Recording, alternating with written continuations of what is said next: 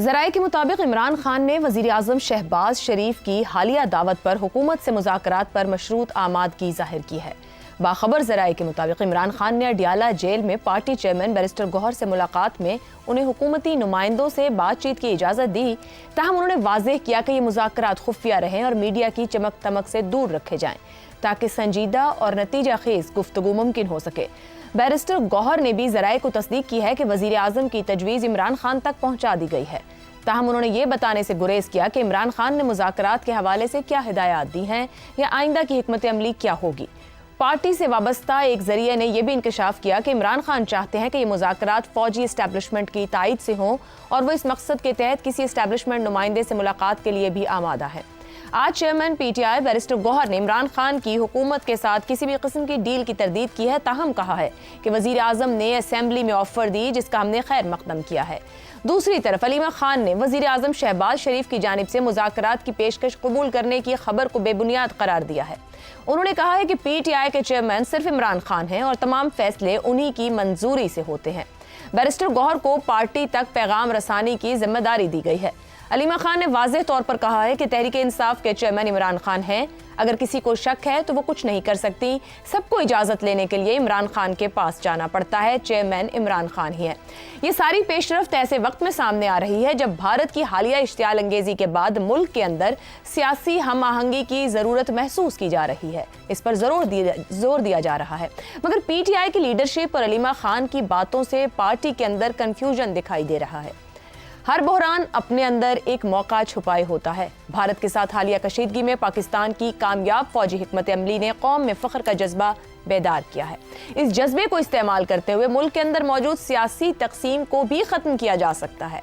गुज़िश्ता चंद बरसों में इक़्तिदार की कशमकश ने कौम को अंदर से कमज़ोर किया है, लेकिन हालिया वाक़यात ने यह साबित किया है कि पाकिस्तान की खुद मुख्तारी को दरपेश ख़तरात के वक्त तमाम सियासी क़ुव्वतें मुत्तहिद हो सकती हैं। यह एहसास अब कौमी बयानिए में वापस आना चाहिए। इस वक्त तमाम स्टेक होल्डर्स को ज़ाती मफादात को एक तरफ रखकर मुफादात के तहत आगे बढ़ना होगा। जब कौम में कौमी जज्बा बुलंद हो तो मुफाहमत आसान हो जाती है। पाकिस्तान को मुस्बत सिमत में ले जाने का यह नायाब मौका है, इसे ज़ाया नहीं होने देना चाहिए। क्या सियासी क़ुव्वतें इस जानिब बढ़ पाएंगी, इसी पर गुफ्तगू रहेगी। हमारे साथ हैं शहजाद चौधरी, रज़ा रूमी, ज़ैगम खान और हमाद गज़नवी साहब। प्रोग्राम का सवाल आप सभी के लिए। शहबाज शरीफ की मुज़ाकरात की दावत, चेयरमैन PTI का खैर मकदम, तजवीज़ बानी तक पहुंचा दी। क्या बानी PTI अब की बार मौके से फ़ायदा उठाएंगे?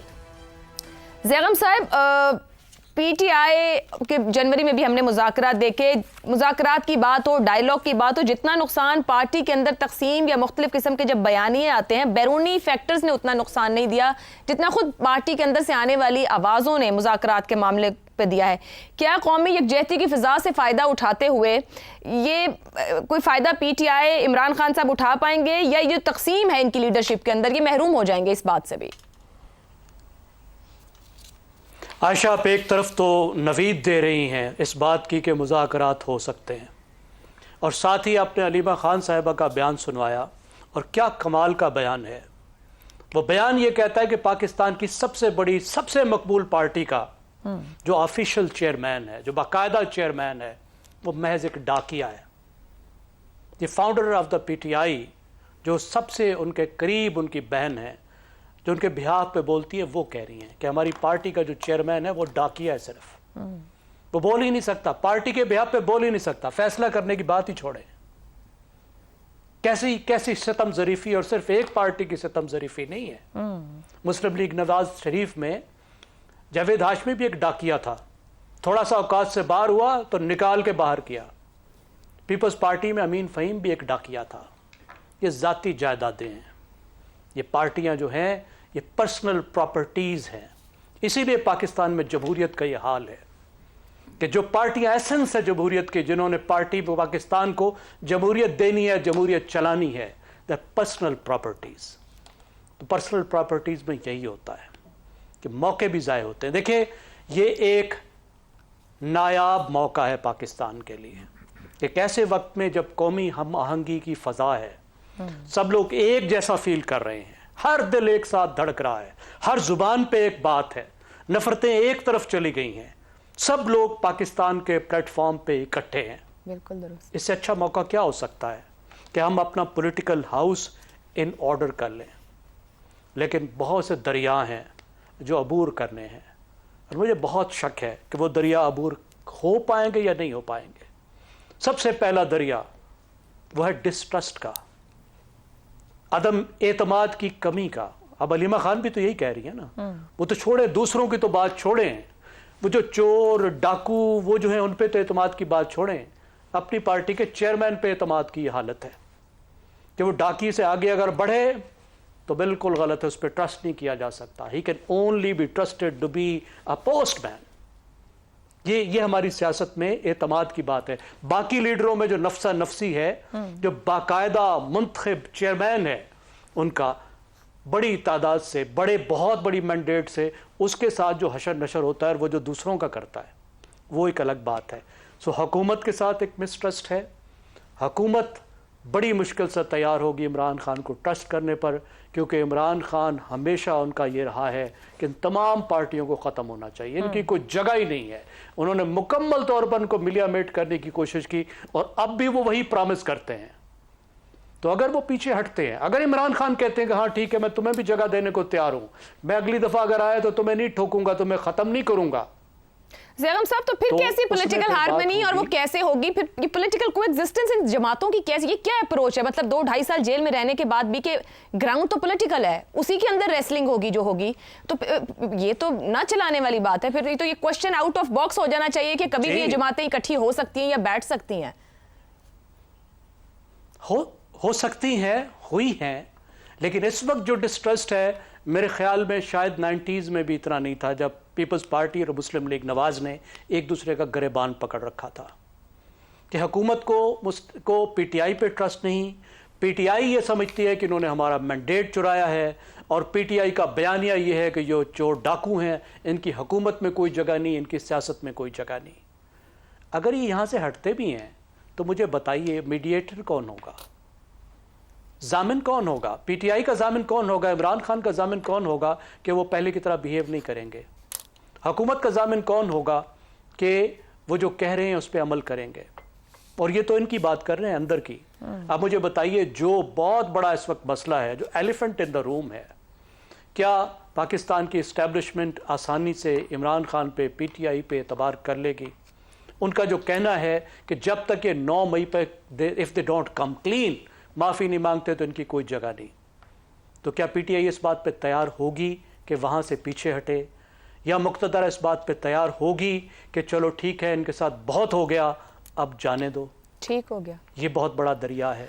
फिर जो नैरेटिव्स का एक पूरी वॉर चल रही है, तो क्या इस नैरेटिव की वार से पीटीआई पीछे हटेगी? क्योंकि वो समझती है कि उसकी सारी सोर्स ऑफ स्ट्रेंथ ये है, और उन नैरेटिव्स की वजह से उस सारे जो तूफान है वहाँ सोशल मीडिया का, उसकी वजह से जब भी सुलह होने लगती है तो वो धागा ही टूट जाता है। ठीक हो गया। जब बात थोड़ी सी आगे बढ़ती है, क्योंकि उनको तो वो बंद करने को तैयार ही नहीं है। तो मेरे ख्याल में देयर आर ह्यूज चैलेंजेस, लेकिन फिर भी हमें मुतालबा करना चाहिए, उम्मीद रखनी चाहिए कि यहाँ से बात आगे बढ़ेगी, ये लोग अपना हाउस इन ऑर्डर करेंगे। ठीक हो गया। शहजाद साहब, मौजूदा फिजा का फायदा ना उठाने के बाद पीटीआई को आने वाले अरसे में कोई सुनहरी मौका दोबारा, कोई इस तरह का ग्राउंड दोबारा मिल पाएगा? जो चैलेंजेस ज़ैगम साहब ने आपने सामने रखे हमारे, कोई ब्रेक थ्रू लगता है कि इस पॉइंट के रास्ते निकला जा सकता है, एक पॉलिटिकल हार्मनी की तरफ बढ़ जाए, या माजी हॉन्ट करता रहेगा और रास्ता नहीं बन पाएगा? आयशा, जो इमरान खान की मुखालिफ कुव्वतें हैं, सियासी कुव्वतें, वो इस वक्त इतनी मजबूत हैं कि उनके साथ किसी किस्म की बातचीत में जाना बड़े वाज़े और शफाफ अहदाफ के साथ होना चाहिए। यानी एक ऐसी कौम और एक ऐसी हुकूमत जो भी 4 दिन की जंग जीत के आई है, जिसके मुआशी इशारे कहाँ से कहाँ जा रहे हैं, जिसके बारे में इंटरनेशनल जरीदे मज़ामीन लिख रहे हैं, जिसके बारे में एक इंटरनेशनल ओपिनियन एक बड़ी पॉजिटिव तरीके से सामने आई है, वो हुकूमत अपने आप को कहाँ पे नीचे लेके जाएगी एक ऐसी पार्टी के साथ जो खुद तितर बितर है? सियासी तौर पर पीटीआई मेरे ख्याल में इस वक्त बहुत कमजोर विकेट पे खड़ी हुई है। अगर इमरान खान आज जाता है किसी किस्म के मुज़ाकरात के अंदर, तो क्यों जाएगा? उसका मकसद क्या है? किस लिए जाना चाहेगा? इस वजह से कोई जेल में और 2 साल हो गए और जेल में तंग आ गया, थक गया, तो अगर इस किस्म की कोई बात करनी है तो फिर तो जाहिर है कोई ना कोई उसको ऑफर कर देगा कि ठीक है खामोश रहो, पार्टी को ज्यादा उछालने की जरूरत नहीं है और तुम जाओ जाकर 2 साल 3 साल विलायत में गुजार के आज वो अपने बच्चों के पास। ये पॉसिबिलिटी है, पता नहीं होता या नहीं होता, लेकिन इस हद तक ही हो सकता है। उससे बढ़ के तो मुझे किसी किस्म का कोई हदफ नजर नहीं आता जो सियासी तौर पर पीटीआई हासिल करने की इस वक्त पोजीशन में है, ना किसी की तरह की कैफियत में है। वही वाली बात होगी कि पीटीआई इस वक्त क्या करना चाहेगी सिवाय इमरान खान की रिहाई के अलावा मुझे तो कुछ भी नजर नहीं। शहजाद साहब, कतई कलामी की माजरत, उन्होंने आज कोई इजलास भी बुलाया है कि इमरान खान की रिहाई के लिए तहरीक चलाने को जमात ने। हाँ, तहरीकें अमेरिके चला चुके ना। देखिए, इंतशार भी कर लिया, एहतजाज भी कर लिया, मुज़ाकरात भी कर लिए, एस्टैब्लिशमेंट के साथ भी कर लिए, इशारे भी दे दिए, सालिस भी बाहर से मंगवा लिए, जो पाकिस्तानी है सोशल मीडिया पे भी जो तूफान उठाना था बर्पा कर लिया। हुआ तो कुछ भी नहीं। यही इनके हाथ में चीजें हैं ना।